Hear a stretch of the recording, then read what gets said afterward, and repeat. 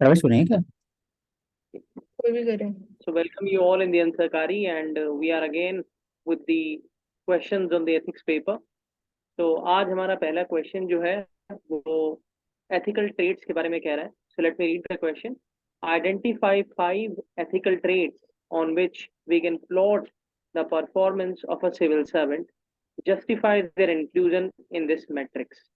तो क्वेश्चन की शुरुआत इस तरीके से की गई है कि 5 इंपॉर्टेंट एथिकल ट्रेड्स जो एग्जामिन करते हैं एक सिविल सर्वेंट की परफॉर्मेंस को. इसमें नंबर 1 होता है एक्सेसिबिलिटी. एक civil servant should be in the service of all without having any biases, मतलब वो डिस्क्रिमिनेशन ना करे बेसलेस ग्राउंड्स पर, अनएथिकल ग्राउंड्स पर, सबको मतलब एक नजरिए से देखे, तो एक्सेसिबल हो एक सिविल सर्वेंट. दूसरा बोल रहा है rules oriented. Unless desired in the exceptional circumstances, एक सिविल सर्वेंट को अपने कंडक्ट रूल, अपने सर्विस कंडीशंस, अपने ऑफिशियल जो रेगुलेशंस होते हैं उनके हिसाब से काम करना चाहिए और पर्सनल और सोसाइटल प्री डिस्पोजिशन को त्याग कर काम करना चाहिए. इसका मतलब ये है कि नॉन एडहेरेंस विल इम्पैक्ट. अगर वो ऐसा नहीं करते हैं तो ये पूरे सिस्टम को डिसरप्ट करता है. तीसरी ट्रेट है ट्रांसपेरेंसी एंड अकाउंटेबिलिटी. उनको फ्री एंड फेयर मैनर में काम करना चाहिए, आंसरेबल होने चाहिए कॉमन मैन को via social tools like RTI, social audits, ताकि फेथ और ट्रस्ट क्रिएट किया जा सके सिस्टम के अंदर. चौथे ट्रेड की बात करते हैं वो है इमोशनल इंटेलिजेंस. इससे जो एक सिविल सर्वेंट है वो एबनॉर्मल सर्कमस्टांसेस में अपनी कॉन्साइंस और अलर्टनेस के बिहाफ पे एक्शंस ले सकता है. इमोशनली वीक नहीं हो सकता है. जैसे कि एग्जांपल दिया गया है कि without hearing to parties, vulnerable sections को अगर फेवर करता रहे एक सिविल सर्वेंट तो वो अच्छा नहीं होता है. और लास्ट स्टेट की बात की गई है इंटेग्रिटी, कि ऑलवेज अपराइटनेस और एथिकल स्टैंडर्ड्स को एक सिविल सर्वेंट को अपहोल्ड करना चाहिए. ऊपर करिए बस. इसमें क्या justify their inclusion. Inclusion justify. Justify करना ठीक है, बट इसमें ये मतलब जो क्वेश्चन है फर्स्ट सेंटेंस बोल रहा है कि आइडेंटिफाई करने से 5 एथिकल ट्रेट्स जिनके बेसिस पे आप परफॉर्मेंस को प्लॉट कर सकते हो. तो यहाँ पे इमोशनल इंटेलिजेंस को आप कैसे प्लॉट करोगे, एक वो क्वेश्चन है मेरे माइंड में. और मतलब ऐसे होने चाहिए ट्रेड्स. इंटीग्रिटी को भी आप कैसे प्लॉट कर, परफॉर्मेंस को कैसे प्लॉट कर पाओगे. और जो फर्स्ट एक्सेसिबिलिटी वाली चीज है, जैसे बाकी सारे पॉइंट्स में मेंशन किया है कि कैसे और उस चीज को आप आगे लेके जा सकते हो. जैसे रूल्स ओरिएंटेशन में कोड ऑफ कंडक्ट की बात की, तो एक्सेसिबिलिटी में भी एक दो लाइन आ सकती थी कि और कैसे एक्सेसिबल, इजिली एक्सेसिबल हो सकते हैं. बाकी तो मेरा यही है, और एक दो लाइन का कंक्लूजन भी हो सकता था. औशक.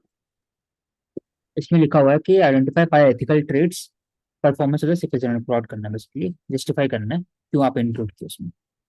तो ठीक है, मतलब ऐसे कुछ एग्जांपल देना है नहीं इसमें, बस जस्टिफाई दे बताना है इसमें. ठीक है, हम्म. मेरे को उसमें लगा नहीं, बस थोड़ा छोटा कर दे पॉइंट ज्यादा अच्छा रहता. हाँ. बाकी थी इमोशनल इंटेलिजेंस इंटीग्रिटी एग्जांपल लेके बताई थी कि, तो हाँ ठीक. परफॉर्मेंस जरूरी नहीं कि हमेशा वो एक तरह से रूल्स के टूवर्ड्स ही रहे. वो ऐसा हो सकता है एथिकल एसक्यू बोलते हैं ना, सोशल कोशेंट, ईक्यू हो गया, उस पर भी परफॉर्मेंस हो सकता है हर बार उसका तो हो सकता है. ठीक है, तो दूसरे क्वेश्चन पे चलते हैं. ये कर ये लेते हैं इसको अब है जल्दी से. इसको कंक्लूड कर दीजिएगा क्वेश्चन में आप क्या लिखे. मैं जल्दी पढ़ लूँ, ठीक है. कौन से वाला? ये ये वाला सब आगे आगे बहुत सारा क्वेश्चन है ना आज. ठीक है. तो ये क्वेश्चन बेसिकली 10 एसेंशियल वैल्यूज की बात कर रहा है जो इफेक्टिव हम्म, बनाते हैं पब्लिक सर्वेंट को, और किन वेज और मीन से नॉन एथिकल बिहेवियर को प्रिवेंट किया जा सकता है एक पब्लिक सर्वेंट के अंदर. तो मैंने बताया कि these are the essential values जो मैंने यहाँ पे लिख दी है. उसके बाद मैंने बताया कि अब वैल्यूज कन्वर्ट ब्यूरोक्रेसी, जो खाली लो इम्प्लीमेंटेशन एजेंसी से उसको स्टील फ्रेम बना देती है सारी वैल्यूज. उसके बाद मैंने बताया जो दूसरी क्वेश्चन की डिमांड थी, किस तरीके से अनएथिकल बिहेवियर को प्रिवेंट किया जाए. तो number 1, strong adherence to value दी जाए, जैसे कि लवासना सिखाता है कि परम शील भूषणम, करेक्टर बिल्डिंग की बात. प्रॉपर चेक्स एंड बैलेंसेज आए, सोशल ऑडिट्स हो, आरटीआई का रोबस्टनेस हो, एक्टिव पार्टिसिपेशन हो पंचायती राज का, मीडिया का. डिजिटाइजेशन आए, सीसीटीवी, ई data bye independent regulators, surveillance और स्क्रूटिनी हो बाय हाई लेवल डिपार्टमेंट्स, और एवरी मंथ परफॉर्मेंस रिपोर्ट जाए बाय पब्लिक डिपार्टमेंट. उसके बाद ethical weeks can be organized in public offices to promote the ethical behavior in the officers and the whole departments. Strict punishment and appropriate reward system should be promoted. And the last, shedding of my bab and babu culture by the people centric governance. and more empathetic attitude is the need of today's Bharat. पर एक बार पहला जो लिखा हुआ है ना essential values, तो आपने बहुत ज्यादा पॉइंट दे दिए इसमें। आप पता है इसमें सिर्फ 5 पॉइंट अगर देते, इसमें 10 बोला है, आइडेंटिफाइड 10 एसेंशियल बोला वैल्यूज, है 10 बोला है और 10 लिखा हुआ, हाँ तो ठीक 11 ठीक दिया है। है। तो फिर इफेक्टिव हाँ मैं मुझे आइडेंटिफाइड 2, हाँ ठीक है, हाँ ठीक है, हाँ ठीक है, सही है। तो नीचे कर एक बार। डिस्क्राइब करना था कि तो बताया इसमें डिस्क्राइब करना है वेज एंड मीन टू, हाँ ठीक है, नीचे कर एक बार। behavior in public servant, how you will be like explaining this thing, strong adherence to the values and मतलब लबासना नहीं लिखते, हाँ मतलब ये पता ठीक है, मतलब हाँ वो मतलब वो क्वेश्चन थोड़ा सा लगता है कि हाँ नॉन एथिकल बिहेवियर को हाँ कैसे प्रमोट करोगे, कैसे करना। लाइक ये जो लाबासना ऐसा मत लिखे इसमें, नहीं मतलब नहीं, नॉन एग्जाम। एथिकल बिहेवियर को प्रमोट नहीं, प्रिवेंट करना है। हाँ प्रिवेंट करना, हाँ वही हुआ, हाँ हाँ एथिकल प्रमोट करना। एथिकल प्रमोट करना है, जस्टिफाई देयर नीचे इंक्लूजन। नीचे नीचे नीचे। नहीं, ये नहीं है, नीचे वाला, नीचे नीचे, हाँ इसमें। तो ऐसे बताए सोशल ऑडिट बतानी है, आरटीआई बता दिए, एनजीओ बता दिए, पीआरआई बता दिए। आप इसमें ड्रॉप बॉक्स मैकेनिज्म बता देते, जो इसमें लिखा हुआ है ना नीचे में, strict punishment appropriate reward system. तो इसमें ड्रॉप बॉक्स मैनेजमेंट हाँ वो सिस्टम कैसे, बताते हैं, इसमें पब्लिक डाल सकता है अपना कुछ भी, ग्रीवांसेस रिडक्शन मैकेनिज्म होता है उसमें, या कंप्लेंट करने, complaint box basically. Ethical weeks, ethical workshop बोल सकते थे, वीक्स क्या, और ये जो एथिकल वर्कशॉप करा लास्ट सकते थे। पॉइंट पे जो लिखा है इसको भी आप कैसे इम्प्लीमेंट करोगे, वो भी आपको जस्टिफाई करना है ना, कि आपने ये तो लिख दिया कि ठीक है ये वाला पॉइंट भी होना चाहिए, हाँ हाँ, मतलब किन किन पॉइंट में आपने लिखा है कि इस तरीके से हो सकता है इम्प्लीमेंट। लास्ट में लिखते हैं ना बस, peoples participation in the governance project for example, ऐसे करके बस लिखते हैं। एक और कोई एग्जांपल छोटा सा लिखते हैं, ऐसे फॉर एग्जांपल जनता मीटिंग, ऐसे होता है ना जो जनता दरबार, जनता ऐसा दरबार, टाइप। हाँ जनता तो ये दरबार। बस अगर ज्यादा अच्छा रहता, participation of people in governance, जरूरत नहीं था माई बाप। This will lead to the reduce, this will lead to reduction of माई बाप कल्चर, या फिर होता है ना ऐसे टाइप बोलते। ठीक, बाकी तो अब ये क्वेश्चन बोल रहा है डिजिटल टेक्नोलॉजी कैसे एक रिलायबल सोर्स है रैशनल डिसीजन मेकिंग का, क्रिटिकली इवैल्यूएट कीजिए with the suitable example. So digital technology has transformed the decision making faster, efficient, transparent, but along with it has some advantages. And what are those? So number one, digitize the administration, service delivery, efficient governance. Example दिया गया है Indian stack का, जो comprise करता है आधार, eKYC, government e-marketplace, Jam Trinity, Jandan Aadhaar mobile for access to basic services, MCA 21 portal of Ministry of Corporate Affairs to register the companies, e-bidding for the call auctions, DigiLocker and e-currency, helping in financial inclusiveness. Then transform the database of education health, थोड़ा धीरे, e-remittances और digitization का use in the criminal justice system to lead the fast track of the cases and provide early justice. Then I have cited in the challenges for the critical analysis, huge income and regional inequality, illiteracy जिसकी वजह से digital divide है, और reluctant attitude of people का toward digital governance, hidden attacks like cyber, recent incident of data leakage, इसमें example दिया हाँ गया। पढ़ लिया इसमें, हाँ और मैंने आखिर प्रवेश, डिस्पाइट अब इसमें जो क्वेश्चन था ना, हाँ इसमें क्वेश्चन था ना, लिखा हुआ कि इम्पैक्ट ऑफ डिजिटल टेक्नोलॉजी, ठीक है, आप धीरे धीरे पढ़े, impact of digital technology as reliable source of input for rational decision making is a is, debatable issue, ओ इन नहीं है, मतलब इन is a debatable issue. it's a debatable issue, हाँ मतलब डिजिटल हाँ ठीक है टेक्नोलॉजी की ठीक है, यूज क्रिटिकल इवैल्यूएट करना बेसिकली। हाँ क्रिटिकली हाँ तो एनालिसिस होता एग्जाम्पल तो आपने इतना इतना है। आपने एग्जाम्पल ले लिया ना, तो आप बस 3-4 एग्जाम्पल लेते, जैसे जैम ट्रिनिटी का ले लेते आप, एग्जाम्पल अच्छा है आपका, 2-3 और लेते सिर्फ और सिर्फ, लेकिन बताते हैं जैम ट्रिनिटी से रैशनल मेकिंग हो रहा है डिसीजन, क्योंकि एक्सेसिबिलिटी बढ़ रहा है और साथ ही साथ ट्रांसपेरेंसी आ रहा है। लेकिन इशू क्या है, तो नीचे में आपने तोड़ दिया ना अलग अलग इशू में, लास्ट में डेटा प्राइवेसी वाला वो इसमें लेके आया। मतलब मेरा मतलब ये समझ रहे, पॉइंट है कि जो स्ट्रक्चर है वो थोड़ा एग्जाम्पल के अंदर में हो रहा था। स्ट्रक्चर थोड़ा आप एक गड़बड़ सा एडवांटेज एक सा डिवाइड करता है फर्स्ट basically। सेंटेंस बोल रहा है कि इनपुट है फॉर रैशनल डिसीजन मेकिंग, तो ये एलिमेंट हाईलाइट होना चाहिए। जैसे जो मैंने एग्जांपल लिया था वो आर्टिफिशियल इंटेलिजेंस का लिया था, कि ना तो आप उस पर ज्यादा रिलाई कर सकते हो, ना उसको कम्प्लीटली इग्नोर कर सकते हो। तो मतलब दोनों पॉइंट्स होने चाहिए किसी भी डिजिटल टेक्नोलॉजी में, उसके पॉजिटिव्स भी नेगेटिव्स भी, और फिर उसको आप डिस्कस करते हैं। तो यहाँ पे आपने एक तो ये सेग्रीगेट कर दिया एडवांटेजेस और डिसएडवांटेजेस, और फिर एग्जाम्पल्स बहुत ज्यादा लिख दिए। तो मतलब उनको थोड़ा और सब्सटैंशिएट करते ना आप अपने एग्जाम्पल्स को, तो वो थोड़ा और इम्पैक्टफुल हो जाता आंसर। आप जैसे MCA 21 पोर्टल सब अच्छा एग्जाम्पल है, हम्म। लेकिन आप इसमें बता सकते थे कि अगर ऑनलाइन हर चीज होगा तब फिर लोकल चेक कैसे कर सकते हैं, मतलब जाकर के क्या सही में बिडिंग प्रोसेस सही है कि नहीं है। ऑनलाइन हर चीज कर देंगे तो वो भी हो सकता था। दूसरा एक टेली मेडिसिन का लिख सकते थे एग्जाम्पल, हर चीज टेली मेडिसिन करेंगे तो उससे कनेक्शन खत्म खत्म हो जाता है। हम्म। तो ऐसा कर सकते थे, मतलब 3 एग्जाम्पल काफी था, दोनों का प्लस माइनस बोल हाँ, साथ के साथ आप तोड़ उसको दे। एनालिसिस हाँ साथ ही साथ, हाँ बाकी ठीक। ठीक। फिर ये आज के क्वेश्चंस हैं।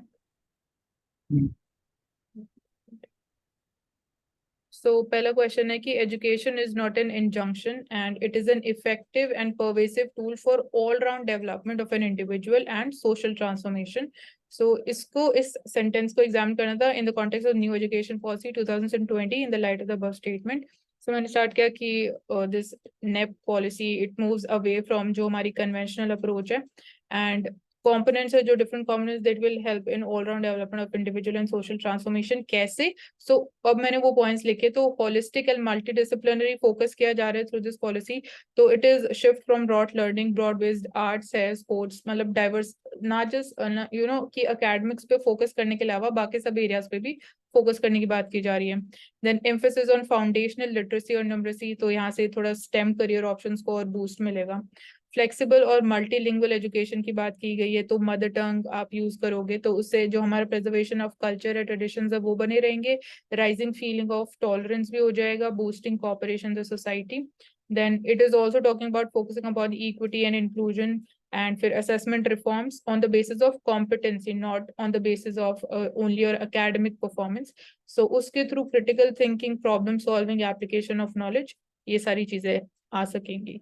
so it is like basically moving beyond academics।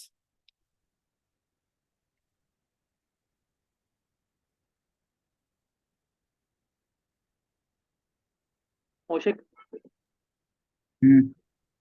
क्या कहेंगे आप? इसमें लिखा है all round development of individual social transformation, examine करना विद रिस्पेक्ट टू यू। हाँ बताइए प्रवेश। मतलब ठीक है, मतलब there is a very little chance of improvement in this question, हाँ सो इट इज गुड। मतलब मेरा बस स्ट्रक्चर अलग है, बाकी सेम चीज है, इसलिए मुझे समझ में नहीं आ रहा था क्या इसमें बोलूं। ठीक है, डिफरेंट देख। स्ट्रक्चर है लेकिन सेम पॉइंट्स करीब करीब वही। और सेकंड क्वेश्चन फिर तो बुद्धा का, हाँ हाँ ठीक है, हाँ। what teachings of Buddha mindfulness are peace हो गया। most relevant today and why।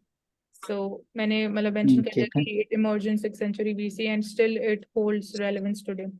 so mindfulness or inner peace, controlling anxiety or stress, compassion and kindness, so reducing tolerance, basically including tolerance, feeling of oneness, और जो reduce हो सकता है communal और ethnic clashes, overcoming desires that is a source of sorrow daily lives में awareness के through, and getting freedom from cycle of cravings and greed। ethical conduct की बात की जाती है बुद्धिज्म में, तो एक एटीट्यूड है of self imposition on others, उसको हैंडल किया जा सकता है। इन्वायरमेंटल कॉन्शियस की भी बात की जाती है। मेडिटेशन और सेल्फ कंटेम्पलेशन के थ्रू आपकी पर्सनल ग्रोथ भी पॉसिबल है, तो उसके थ्रू आप पर्सनल एंड प्रोफेशनल लाइफ में बैलेंस भी कर सकते हो। सो जो टीचिंग्स हैं, लर्निंग्स हैं, they are eternal and the only need is to make them a part of our lives।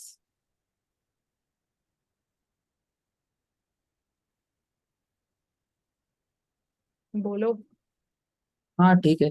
इसमें बस है कि वर्ड बस लेके आया था वो, बस काफी ठीक, मतलब होता है ना कौन सा? दुखम टाइप का वर्ड। अच्छा। ये टीचिंग ऑफ बुद्धा तो माइंडफुलनेस तो नहीं था ना, कुछ वर्ड मतलब बस, बाकी तो वही हम्म। Overcome and desire. हाँ इसमें मुझे लगता है एक और, एक इसमें इम्प्रूव कर सकते हैं थोड़ा सा बस। जैसे इसमें आपने इन्वायरमेंटल कॉन्शियसनेस लाया, मतलब डायमेंशन, तो एक हम्म। सेल्फ का डायमेंशन है, आपने मेडिटेशन एथिकल कंडक्ट सब सेल्फ के ऊपर। तो इसमें अगर डायमेंशन बड़ा होता, सोसाइटल डायमेंशन लेके आते, क्लाइमेट चेंज लेके आते, स्टार्टिंग में इंटरनेशनल climate डिप्लोमेसी change, लेके आते, हाँ, तो ये 4 डायमेंशन में अगर आंसर होता तो मुझे लगता है कि और थोड़ा सा हो सकता। बाकी तो पॉइंट आप बोले प्रवेश। नहीं ठीक है, बट थोड़ा और ल्यूसिड हो सकता था आंसर।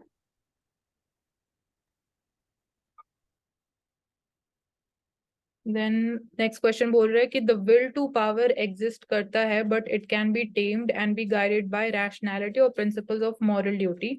सो इसको एग्जामिन करना है in the context of international relations. तो ये बोल रहे हैं विल टू पावर, और उसको फिर आप टेम कर सकते हो using rationality and principles of moral duty. So every country it desires to be the hegemonic power in the world. And फिर मैंने बात किया कि during the second half of the 20th century two power blocks they emerged in the form of US and China, but आज के time में we are moving towards multilateralism. Then I started with the example या case studies बोल सकते हो कि India China का जो LAC dispute है Galwan valley Doklam stand of में, वहां पे we are seeing claims of a country of मतलब one country it cannot be accepted which is violating sovereignty and integrity of another party to the dispute.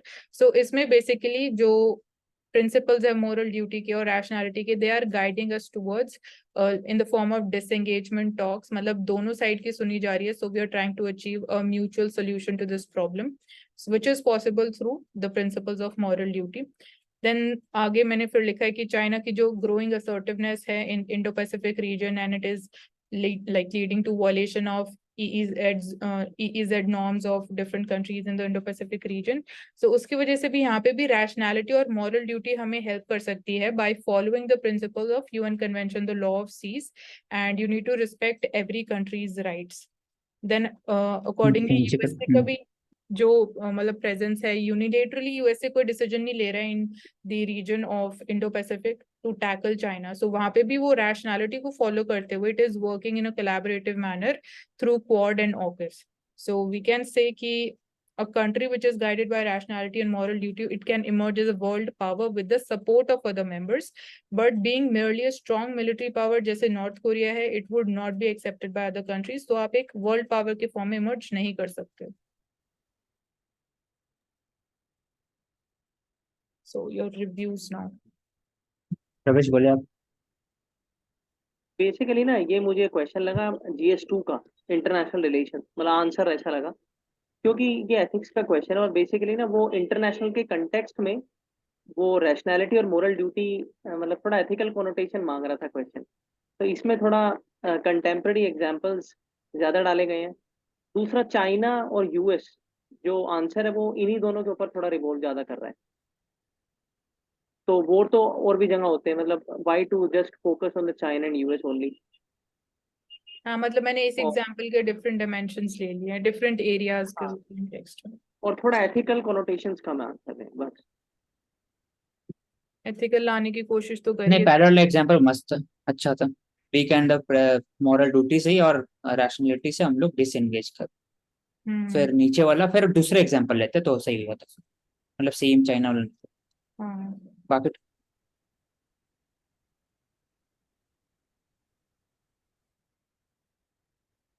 ये same बोला था मेरा question है। India मैंने चाइना। बता दिया कि इंडिया बेसिकली ग्लोबल पावर बन चुका है, तो विद पावर कम्स रिस्पॉन्सिबिलिटी, और इंडिया दिखाया भी है। For example Bangladesh liberation war में India was guided by rationality moral duty to secure Bengali population. India could have annexed territories, वो पावरफुल दिखाने की कोशिश कर सकता था, लेकिन rather than that it has stabilized the country for democratic election and left Bangladesh to the people. This shows that power could be tamed by moral duty. फिर मैंने बताया कि यूएस का जो इंटरवेंशन था अफगानिस्तान, उसमें फिर बेसिकली इंडिया ने बेसिकली ट्रस्ट बिल्डिंग स्टार्ट किया विद अफगान पीपल, लेकिन यूएसए ने यूज किया हार्ड पावर को। तो एंड रिजल्ट क्या हुआ था, इंडिया का जो ट्रस्ट है वो ज्यादा रहा अफगान सिटीजन से। तभी दिखाता है कि इंडिया का जो रैशनल मॉरल बिहेवियर था, that people to people contact बढ़ाने का, इम्प्रूव ट्रेड रिलेशन, वो ज्यादा सक्सेसफुल। तो वैसे मतलब मॉरल ड्यूटी पर उसको थोड़ा। मतलब जो पहला एग्जांपल था वो काफी अच्छा है, जो ये बांग्लादेश वॉर वाला है। दूसरे वाले में थोड़ा सा चीजें पजल्ड अप हो गई, बाकी तो ठीक है। प्रवेश नहीं ठीक है, देखते हैं, आगे देखते हैं। आगे करें।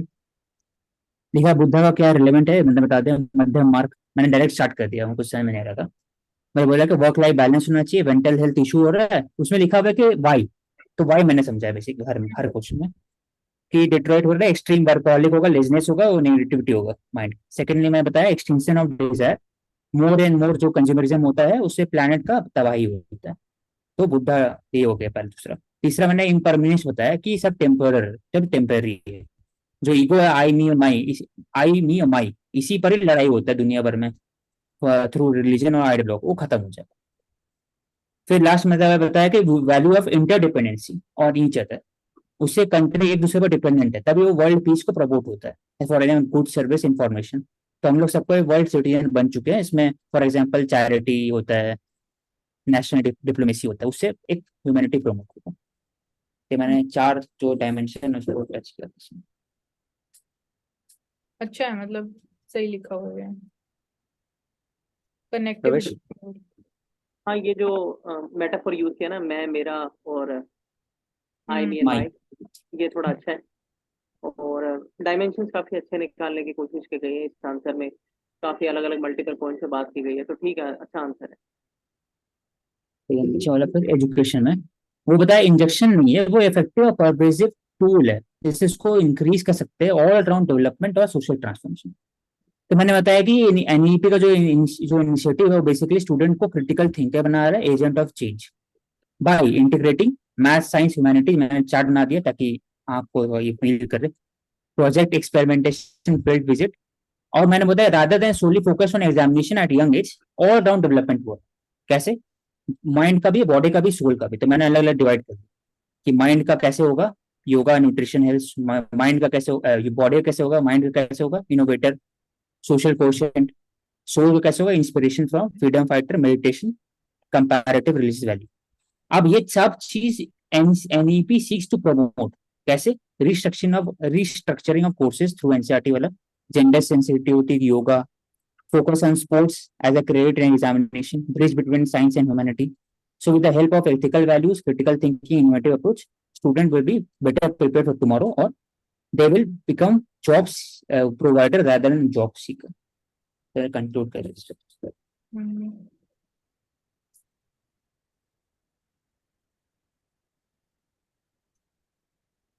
इसमें मतलब मैंने तो सिर्फ वही डायमेंशंस लिए थे जो नेप पॉलिसी है, और उसी को मैंने एक्सप्लेन किया था। आपकी स्टार्टिंग अच्छी है, जो introduction of first half of the answer है, बट यहाँ पे जो बॉडी माइंड और सोल वाला, ये मेरे को थोड़ा लग रहा है कि शायद नहीं रिक्वायर्ड। मतलब इसमें मैंने बताया था कि सोशल ट्रांसफॉर्मेशन मतलब सिर्फ खुद का नहीं होता, मतलब थोड़ा सा बॉडी का भी मतलब होता है, माइंड का भी, सोल रिपीटेटिव का हो भी गया, होता है। थोड़ा सा रिपीटेटिव हो गया। जो पॉइंट्स आपने आगे लिखे ना, उसके बाद फिर आपने इन्हीं पॉइंट्स को फिर से मेंशन किया है, तो बस थोड़ा सा रेपिटेशन लग रहा है। बाकी जो इंट्रोडक्शन था वो काफी अच्छा स्टार्ट किया है। प्रवेश नहीं, दिव्या से पूछते हैं, दिव्या क्या बोलेंगे।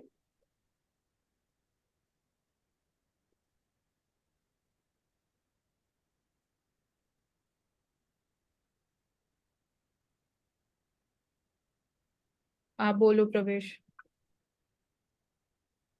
बेसिकली क्वेश्चन में अब ये है कि मतलब हर कोई अपना इंडिविजुअल तरीके से लिखता है, तो कोशिश अच्छी की गई है। बस थोड़ा सा मैं कहूँगा जैसे कि एक और ल्यूसिडिटी की थोड़ी कमी है, मतलब आंसर में, आंसर ऐसा लग रहा है थोड़ा रिजिड।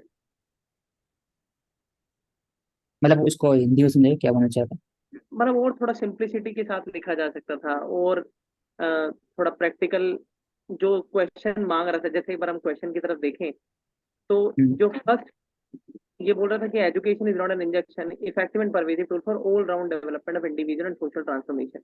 तो all round development of individual and social transformation में ये जो बात समझाई गई है कि experimentation, math, science, humanity, sports की कोई खास जरूरत थी नहीं, मतलब यहीं से कर सकते इसमें थे लेकिन कि मेन बात है ना, इसमें वो एग्जामिन उसको नहीं करना था, इसलिए मैंने ऐसे नहीं किया। एग्जामिन करना है एनईपी को। हम्म। हाँ, वही मैं बोल रहा हूँ, तो क्योंकि ये जो बात है वो आगे जाके समझाई गई है, स्पोर्ट्स के बारे में हम्म, भी बोला गया हाँ। है, और डिवीजन ऑफ स्ट्रीम्स के बारे में भी यहाँ बात की गई है। सबसे पहला ही पॉइंट ये है, रिस्ट्रक्चरिंग ऑफ कोर्स, और ये थोड़ा साइंस एंड ह्यूमैनिटीज रिपीटेटिव हो को गया थोड़ा सा। हम्म, हम्म। मतलब कि उसको बस कम रिपीटेटिव करे तो ठीक हो जाता। हाँ मतलब इन्हीं पॉइंट्स को एक दो पॉइंट्स और ऐड करके और थोड़ा एक्सप्लेन कर देते तो वो और ऊपर वाला हटा देते तो हाँ ठीक है। ये वाली जो तीन आपने बनाई इनको हटा हम्म। के वो स्पेस मिल जाता तो और एक्सप्लेन कर देते उसको। हाँ ठीक। अब ये लास्ट है ना सेट ऑफ क्वेश्चंस प्रवेश का। ठीक है, यही बोल रहा है, ठीक है, नीचे कर लो। ओशित तुम बोलो या मैं बोलूं? मैं बोल देता हूँ इसमें। ठीक। ओके, क्वेश्चन तो ये बोला इंटरनेशनल रिलेशन में माइट जो विल टू पावर, ठीक है, नीचे करें।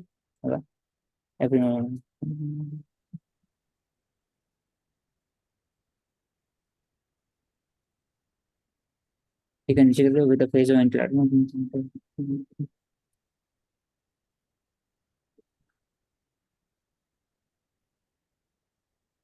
हाँ। मतलब सॉल्यूशन इंटरनेशनल रिलेशंस के कॉन्टेक्स्ट में करना था। फर्स्ट पेज पे तो आपने वो चीज कोई बात ही पता है नहीं। इसमें प्रवेश, नीचे में आपने जो लिया ना एग्जांपल आर्मेनिया वर्सेस अजरबैजान, ये ऊपर आना चाहिए था। हाँ यहाँ ये आपने बस क्यों? एक ही पैराग्राफ हाँ, के बारे में लिखा आप जो दो एग्जांपल लेकर आते हम्म तो क्या होता है ना, अगर मान लीजिए ऊपर से पढ़ना स्टार्ट किए तो एग्जाम ने ढूंढ रहा, मुझे लगता है मैं ढूंढ रहा था कि कैसे वो इंटरनेशनल रिलेशन के कॉन्सेप्ट में हाँ इन्होंने लिखा है, तो इंट्रोडक्शन नहीं बड़ा हो गया बेसिकली, आपने एक्सप्लेन कर दिया। बेसिकली क्वेश्चन अगर देखें ना तो क्वेश्चन एथिक्स का है, तो मैंने ना ज्यादा मतलब ओवरडोज नहीं किया इंटरनेशनल इवेंट्स और हाँ, तो इंटरनेशनल। एक्सप्लेन दिस स्टेटमेंट भी नहीं लिखा हुआ है ना, इसमें लेकिन लिखा हुआ इन कंटेक्स्ट बताना है इंटरनेशनल हाँ रिलेशन, कुछ आपने एग्जाम्पल नीचे में बताया। करके हाँ आप हाँ इवेंट्स हाँ इंटरनेशनल रिलेशन की बात मैंने की है, क्योंकि रिलेशंस में ये बात की जाती है मैक्सिमाइजेशन ऑफ पावर, और वार क्यों किया जाता है, रैशनैलिटी की बात फॉरेन पॉलिसी में। मैं इस तरीके से सोच के मैंने लिखा है, बाकी देख लीजिए। मतलब ये रामायण अगला बस है ना, आपने अंडरलाइन भी कर दीजिएगा जो जरूरी आपको नहीं। लगता है इंपॉर्टेंट पॉइंट है हाईलाइट करने के, अंडरलाइन भी कर दीजिए।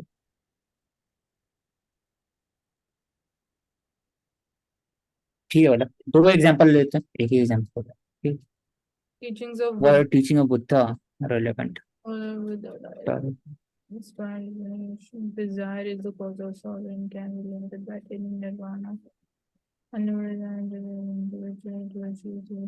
हाँ ठीक है, नीचे कर, नीचे करते, ठीक है। मिल मिडिल पाथ, इनकम इक्वालिटी, नीचे कर, नीचे कर, तो सही है। Palestine might right speech action, ये सब भी और peaceful life, दोनों लाइफ इज प्रैक्टिकल डेवलपमेंट। दो पॉइंट है बेसिकली, आपने बता दिया सबको लेकर के, और सोसाइटी के बता दिया, कंज्यूमरिज्म में बता दिया, कैपिटलिज्म बता दिया, क्रोनिक कैपिटलिज्म हो गया, इन्वायरमेंट। मतलब एग्जांपल्स मतलब पॉइंट्स और ज्यादा हो हाँ, सकते अभी वो भी आ गया। एग्जांपल्स के थ्रू आपने उनको एक्सप्लेन किया वो अच्छा किया बट पॉइंट सिर्फ दो ही लिखे। हाँ, मतलब दो तीन पॉइंट लिखे थे। अगर हम्म ठीक, एग्जाम्पल सही है, एग्जाम पूरा करना होता है इन एग्जांपल को थोड़ा कम तो करके चाहिए। दो तीन पॉइंट्स और लिख सकते थे। बाकी ये अभी जिस तरीके से लिखा है वो काफी अच्छा है। मिडिल पाथ सही, हम्म फिर लिखा एजुकेशन नॉट। पॉलिसी वाला ये हाँ मैंने हाँ अमर्त्य सेन से शुरुआत की है। हाँ इसमें हाँ, ठीक बोले है, पहला सही फंडामेंटल। है। दूसरा पोजिशन, ठीक है, नीचे करें। मॉडर्नाइजेशन स्टेप ऊपर ऊपर ऊपर ऊपर तो सर। हाँ, वोकेशनल इंक्लूसिव, ठीक है। हाँ ठीक है, नीचे करें इंक्लूसिव एंड क्वालिटी एजुकेशन।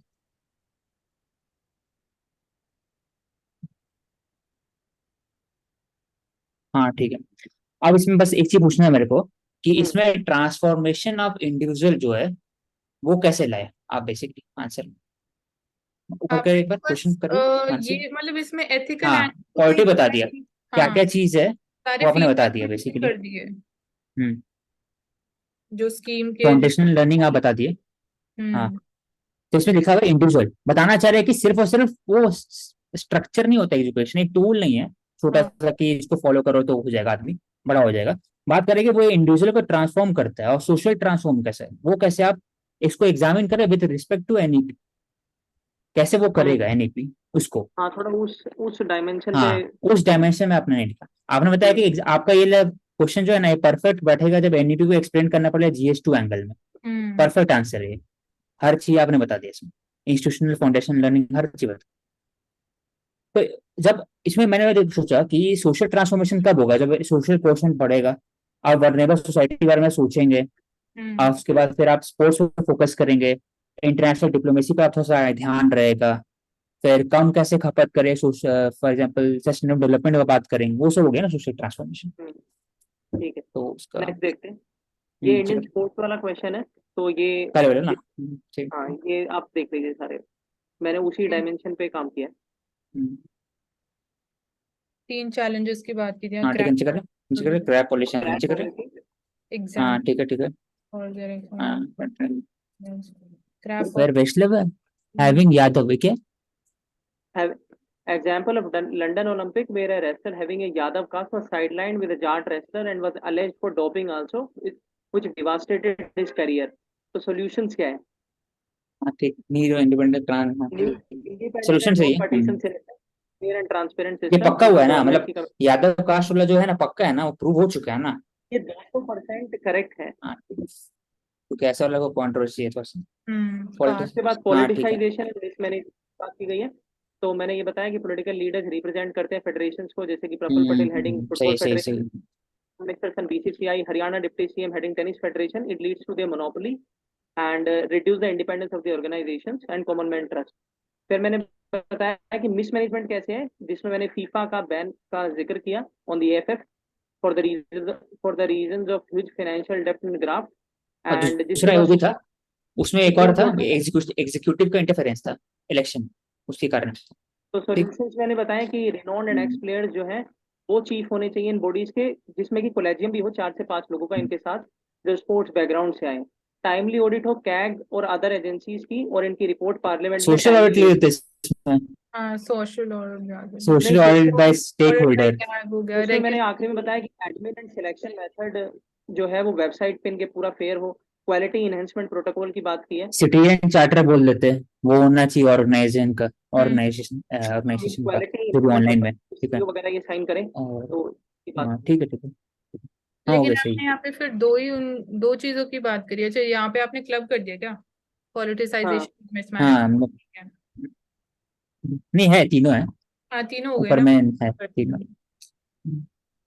अच्छा एग्जांपल तो बताओ। अब ये इंटेग्रिटी इंटीग्रिटी वैल्यू दैट। वो है।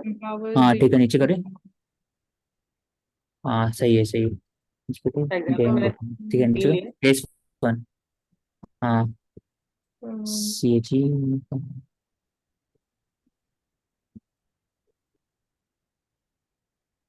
ठीक है, नीचे करें। दूसरा एग्जाम्पल मैंने अन्ना हजारे का लिया, जन भागीदारी आंदोलन लोकपाल बिल के लिए। ठीक है। और तीसरा एग्जाम्पल मैंने रिटायर्ड IAFS ऑफिसर है H शर्मा, जिन्होंने यमुना रिवर को निर्मल बनाने का एक जन भागीदारी आंदोलन चलाया था, जिसको भी दिल्ली गवर्नमेंट और यूनियन एनवायरमेंट मिनिस्ट्री सपोर्ट कर दिया। थ्रेट, लेकिन द नो मनी और थ्रेट कुड डिस्ट्रेस। हाँ ठीक है सही, लिखा हुआ है कि नो थ्रेट एंड मनी, उसको तभी इंटीग्रिटी के साथ काम किया। हाँ ठीक, मैं वही ढूंढ रहा था कि इंटीग्रिटी मतलब कि अपना ऑब्जेक्टिव को एग्जाम्पल पूरा कैसे करना कर ढंग सकते से, हैं? अच्छे से ऑनेस्टी रहना। हाँ ठीक।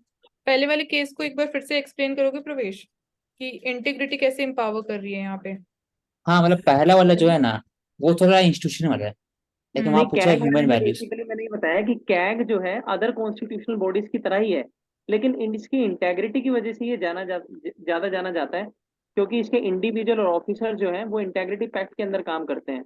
उसके बाद इनकी जो ऑडिट रिपोर्ट होती है पार्लियामेंट में अगर पेश की जाती है, तो मतलब ड्यू रिस्पेक्ट दिया जाता है उसको, क्योंकि ये पूरी इंटेग्रिटी के साथ वो बनाई जाती है और हेल्प करती है सिस्टम को ट्रांसपेरेंट करने में। ठीक है, इसको नेक्स्ट कर लेते हैं, उसका टाइम लास्ट है क्या? हो गया कंप्लीट। और हाँ लास्ट। ठीक है, चलो। हाँ ठीक है, दैट्स ऑल।